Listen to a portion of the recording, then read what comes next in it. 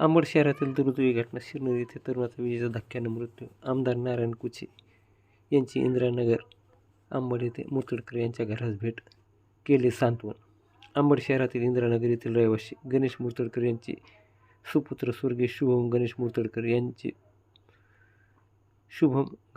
यांचा शिरनूर येथे अत्यंत दुर्दैवी मृत्यू झाला. नवीन घराला रंगरंगोटी करत असताना त्यांना उच्च दाबाच्या वीजेला धक्का बसला आणि त्यात त्यांचा मृत्यू झाला. या घटनेमुळे परिसरात हळहळ व्यक्त होत आहे. या दुःखद घटनेची दखल घेत अंबड बदनापूर मतदारसंघाचे भाजप आमदार नारायण कुचे यांनी मुर्तडकर कुटुंबियाची भेट घेऊन त्यांचे सांत्वन केले.